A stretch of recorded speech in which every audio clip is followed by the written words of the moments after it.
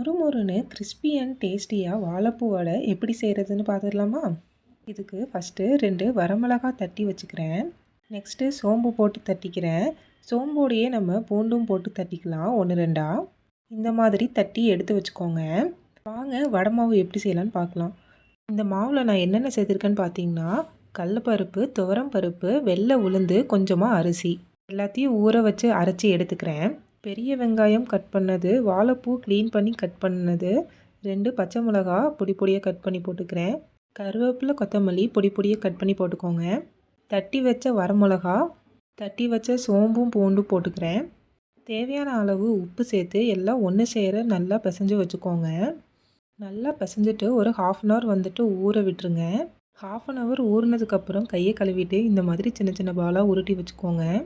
அப்போ தான் நம்ம வடை போடும்போது கொஞ்சம் ஈஸியாக இருக்கும். ஸ்டவ்வை ஆன் பண்ணிவிட்டு கடாயை வச்சுட்டு எண்ணெயை ஊற்றிக்கலாம். எண்ணெய் காஞ்சதும் உருட்டி வச்ச வடை மாவை தட்டி தட்டி வந்துட்டு எண்ணெயில் போட்டுக்கோங்க. லோ ஃப்ளேம்லேயே இருக்கட்டும், அப்போ தான் வந்துட்டு வடை நல்லா உள்ளே வெந்திருக்கும். வடை வெந்துருச்சான்னு தெரிஞ்சுக்க அந்த எண்ணெயில் இருக்கிற பபுள் ஸ்டாப் ஆகும். அப்போதைக்கு நம்ம வடையை எடுத்துக்கலாம். எடுத்து ஒரு பேப்பரில் ட்ரான்ஸ்ஃபர் பண்ணிக்கோங்க. அவ்வளோதான், டேஸ்டி அண்ட் கிறிஸ்பியாக வாழைப்பூ வடை ரெடி ஆயிருச்சு. நீங்களும் இந்த மாதிரி ட்ரை பண்ணி பார்த்துட்டு எப்படி இருக்குன்னு கமெண்ட்ஸில் சொல்லுங்கள். இந்த மாதிரி வீடியோஸ் பார்க்க நம்ம சேனலை சப்ஸ்கிரைப் பண்ணிக்கோங்க. Tata bye bye, see you all in the next video.